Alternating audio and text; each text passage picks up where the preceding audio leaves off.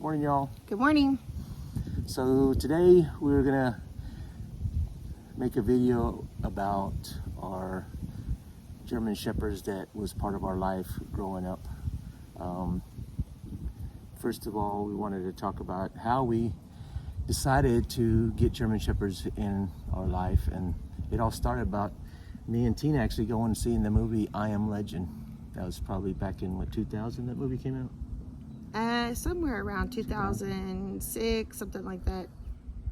Was it that late? I thought it was earlier because We got Atticus in 2007. 2007? Okay. So we watched the movie I Am Legend, and we fell in love with how the companionship that when Will Smith was in the movie and his dog had. And so we looked into getting German Shepherds for ourselves. So we kind of looked in, we researched a little bit, and we found there was a bloodline called Heidelberg, and that was, they're larger, but they have a perfect temperament. They're known to be companions and guardians. And so we kind of had looked in a little bit to that particular bloodline. Well, we happened by chance, just by chance, we found a lady that... sorry. My the cat's is on his feet. Sorry guys. We found a lady that had puppies, and they were only 5 weeks old, but she said they're eating well. Her husband had an accident at work, and it was a Christmas time, and she really needed to sell the puppies. So we go to Port Arthur, Texas, and we look at these puppies, and she shows us 9 puppies, and we're looking at them, and nothing really, we're just looking, and they're beautiful and they're cute. And nothing had really clicked with us at that moment. Right. And then all of a sudden, this little guy comes walking around the corner, the 10th puppy, and Robert picks him up and just like he made eye contact with you or something. Actually, when we got there, so the lady had, I think, like you said, 10 puppies, and she had the females with little pink ribbons around them, and the boys, the males, had little blue ribbons around them. Well, they all came out except the one we want. Well, we were sitting there looking at the pink ones and the blue ones, the males and females, and all of a sudden this one comes around the corner, and he didn't have no ribbon on his neck at all. And I'm like, what's up? What's going on with that dog? And she goes, oh, we're going to keep him. We don't want to sell him. But he made such a connection with us. We're like, that's kind of the one we want. And she decided, well, let me talk to my husband. So I guess she went and talked to her husband and decided, yeah, we'll go ahead and let him go also. And that's the one we brought home, and his name was Atticus. His registered name? What is his registered name? Atticus the Mandog. Oh, the Mandog. That's all I called him. I just called him the Mandog. But from there, of course, we brought him home, and he was just part of our family from the get-go. I mean, he just was amazing with the boys growing up and everything. So a couple years go by after that, and we end up getting Ollie Shante. Well, let's talk about Atticus first. More? Yeah, let's go. Atticus was the perfect companion dog for our boys. He was, oh my God. Thomas is sitting here just eating our toes. Okay, so Atticus, he was protected from Bennett and Elijah. No matter where they played, he would lay right there. If they were in the little fort playing, if they were on the swing, if they were just whatever they were doing, the little trucks, whatever, he laid right there with them. But for Dustin, he was very adventurous. Dustin was in middle school. He loved to go on like little hikes with Dustin through the woods, and that was just, he'd say, come on, Mandog, let's go to the woods, and they would just take off running. And so he really fit the role for Robert and I. He was just sweet and companion, and he was aggressive when he needed to be, and he was just so sweet, and his temperament was perfect, like perfect. Yeah. The boys could roll on him, pull his ears, pull his tail, lay on him. He wouldn't care what the boys did. But when something was not right, he could tell. I guess he could pick up on our feelings that something wasn't right, and he would just come into an amazing dog. I mean, there was one time, let me tell you a story. So we had this little mini bike, and I was giving Bennett a ride, and he was probably only like, I don't know, 2 years old. And we were riding on the property on Morrow Hill, and all of a sudden there was some stray dogs come out of nowhere. There was probably like a pack of them, and I was coming up the driveway, and it was probably 200 or 300 yards away, and these dogs were just right on my tail. I mean, just trying to get us. And from about 300 yards away, I just yelled, Atticus, help, Atticus. And I could see him way up on the hill where our house was, and he like just stood up real fast and just looked down there.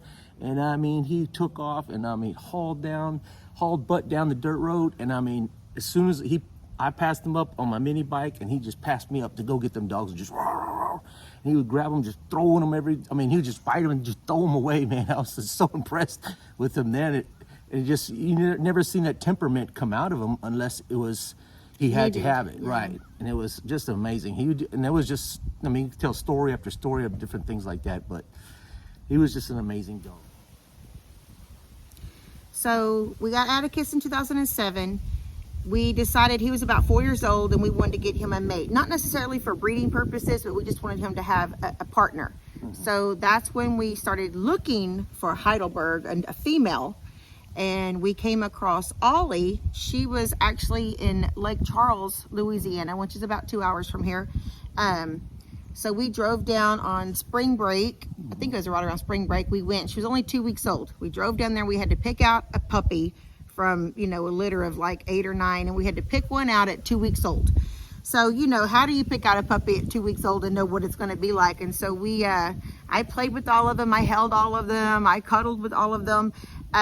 When I got Atticus, and he was so young when we got him, and I would sing in his little ear, and I'd sing, Mommy loves you, and he would hum almost back to me, and he always did that.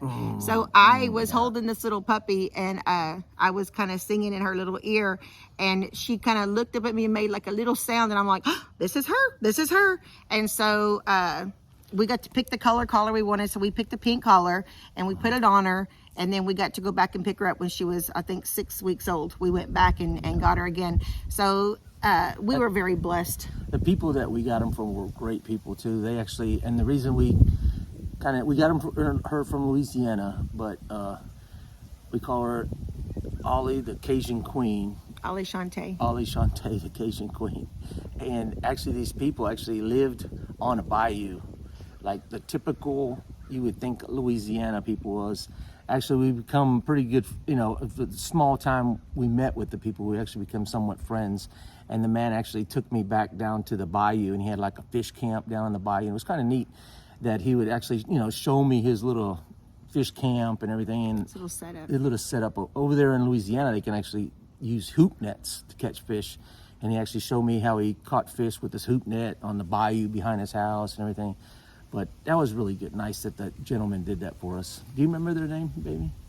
The Bornies was the last name. Yeah, Bornies. Yeah. It's funny because so my mom's side of the family, P-Pat and Pop. So my Paw, Roy Kreisel, was Cajun. He was from DeRidder, Louisiana. So he had a Cajun background. And so his grandmother was named Ollie Shante. And so... That's the culprit that was eating our his grandmother was named Ollie Shante. So, and she was a Cajun. So when we got her, she was a little black, like a black olive anyway. So we called her Ollie Shante, the Cajun Queen. That was her registered AKC name. And so she was perfect. She was perfect. Oh, she was perfect. As soon as we brought her home, Tomas, it was so neat that Atticus was already probably what? 4 years old. So when she come home, she like knew that was her. That was her man, and no matter where he would go, she would go and sit next to him. Always. And we're going to show you. Go ahead, baby. I'm sorry. That's all right. It was just amazing how he would, no matter where he was laying, she'd go and sit right like she knew her place. And yes. I just thought that was like they were meant to be. Right. And we'll show you guys some still pictures in the video. And we didn't actually get them to set that a certain way. They would just, no matter where he would go, she'd just go lay right next to him all the time. Like they posed. Yeah, they posed. Like they'd be in the yard and he'd go sit somewhere. He would go sit somewhere, and here she comes, she lay down. We'd take him out to Uvalde, to Grandma's Mountains, and we'd be on the riverbed, and they were just, he'd go sit somewhere, and then she would come and sit next to him all the time. She was a sweet girl too. Yes, very good. So we traveled with them and took them when we could all the time. We had their big kennels in the back of the truck, and everything would go around the kennels because the kennels had to be back there for them. Yeah. And well, what's crazy is when we get ready to go somewhere, if they saw us like bringing suitcases out to the truck, we'd open the bed of the truck to put the suitcases in. They would jump in the back and sit there like, well, you're not leaving without us. They knew. They knew. You guys are going somewhere, we're going too. That's funny. That is funny. And they were so well behaved. Like, they were literally like, they minded better than my children sometimes. Like, it was amazing how well they could mind and behave. Yeah. And we're talking about behavioral issues. One time, we were building that house, a new house over on Morrow Hill on our property. And I would take my Kawasaki mule down there to check the progress of the house being built. Well, there was one time I was down there and I parked a side-by-side and I was talking to the contractors, and all of a sudden I turned around and Atticus and Ollie were standing there behind me. And I just talked to them like people. I looked at them, I go, who told you could get out of the mule? And they looked at me like, oh. And they just ran back and jumped in the mule. And the contractors are like, man, you can talk to them like people and they just do exactly what I said, yeah, they're just so well behaved. They were so well behaved dogs. Ollie was a little more high strung than Atticus was. He was just so laid back and like chill, and he'd never tear anything up. And Ollie, I don't know if it's a female or she was just a little high strung, she'd tear things up. And I would put out like Halloween decorations. I had scarecrows one time in the front yard, and I was so happy. And I had a bale of hay and scarecrows and a little pumpkin on it, all cute. And I came home from work, and it's like the scarecrows were in pieces all over the yard. The pumpkins were chewed up. And I got out of my truck and I'm like, what happened? And she just looked at me and she immediately got in her kennel. Like, she's like, we used to say she put herself in jail, because she'd just go sit in her kennel like, I'm sorry, I did it. And she'd go get back in her kennel and just sit there and look at it like, I'm putting myself in jail. Right. And so we'd always make a joke about that. She put herself in jail. Yes. Tomas. Here comes Tomas again. Tomas. Tomas wants to be in the videos. We were going to talk about another incident that we was down on the river. And of course, all our families playing on the river, and we wanted to talk about how their temperament was that there was one time we were all playing in the river, not really paying attention what was going on in our surroundings, and all of a sudden, Ollie and I call him Mandog, I don't call him Atticus at all. Ollie and Mandog, all of a sudden, it's like their temperament changed to be playful with us. They'd jump in the water with us all of a sudden. They just like turn around and looked a certain way, and we're like, what's going on? What are they freaking out? And there was some people coming, and it seemed like they didn't have the best, what's the word I'm looking Just for? their temperament must not have been, they didn't have the best vibes, I guess. Yes, they picked up on the people coming up behind Yeah. us, and the people that was coming up didn't have very good vibes. And I mean, they were just like totally changed their temperament, and literally would walk probably 10 or 15 feet in front of us, between them and us, and was just like looking at them, hustled up, like looking at him like, and their hair stand up on the back of their, I mean, you could tell it was like they meant business. And there was some guys that they just come walking down, and they kind of like looked at him, and they just kept on going. Like, I don't know if they had any bad intentions or not. Nothing. I don't know, but Ollie and Atticus did not like whatever vibe they were putting out. And things like that just happened all the time with them. They were always just so protective of us all the time. And I think it made such an impression on Dustin, our oldest son. He actually now has a German Shepherd himself. A little female. Yeah, a little female, and her name is Addie. Addie. He short named for her Atticus. Yeah, he named her after Atticus. We loved their dog so much that he actually named his dog after Atticus. And that was really sweet of him to do that. Yeah, it was just, I couldn't think of a better breed. I couldn't think of any better dogs or relationships or situations than they gave our boys growing up. Yeah. If any of you guys watching this video are a family starting out, German Shepherds are amazing. They're really good dogs to have. And it's, if you're a family starting out, get a puppy. Get a puppy with your family, and they'll grow with your family. So when, unfortunately, both of them, Atticus got sick first, and well, he didn't get sick. He just got so old. He got so old. He was 13 years old, and German Shepherds, especially as large, he was a big dog. He was. Ow. He was very large, and he was probably like 115, 120, maybe 125. He's a big old husky guy, and and he did real well. You know, he got a little bit of arthritis in his hips when he was about 10, and you could really tell, you know, those last 3 years it was a struggle for him sometimes to get around as well as he did.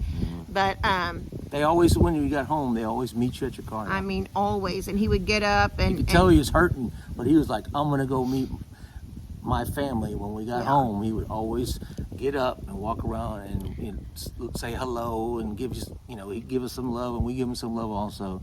But as he got older, it was struggling for him. It was struggle for him to get around. But 13 was good. I mean, he lived a very long, happy life with us, and we're very thankful for him. You know, very thankful. And then Ollie. So he died in 2020, and then Ollie just passed away this August. Yeah. It's hard just to talk about this part. It's just hard. They're both gone now, and you know, I have Bella in the house, but it's almost like I don't want to get another dog outside because they're never going to be as good as those dogs were, and I'm always going to be comparing it. Yeah. And my heart's just not ready right now. Tina's actually asked, "Do you want to get another shepherd?" And I'm like, I don't think, like she said, I don't want to compare the new dog against the ones we had. So we decided. Also, they love the children, and our boys are grown now, and they're kind of like, I don't know if Robert and I have enough time, and you know, because the boys were little and they're always playing outside, and Dustin took them on hikes and walks and all these things. They're very active dogs. Yes, they love to be a part of the family. They love to be right with you, and so I don't know. They're not a dog that you have and you just put in the backyard and then go play with them. No. They want to be part of the family. In other words, if you're like outside people, they're a good breed to have. But if you're the type of person that just, you know, come home, go to work, and then stay in the house all day, no, that's not a good breed to have. We had been very blessed with those two German Shepherds, Ollie and Atticus. They were amazing dogs, and we loved them very much. And so that's why we don't have any dogs right now, just Bella. We got some goats now. That's why we got goats instead, to keep me busy and occupied. I like to be outside, and I don't know, sometimes I think about getting another one, but you know, I'm not ready right now. I'm just not ready. But so when they did pass, we decided to keep them at our house. Close to us. So they're actually buried right behind us.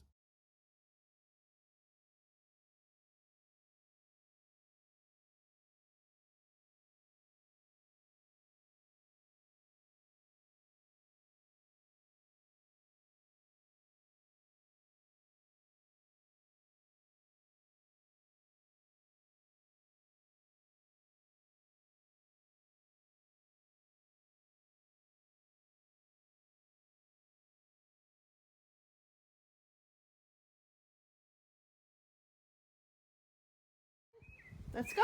Come on. Let's go for a run. Come on. Let's go run.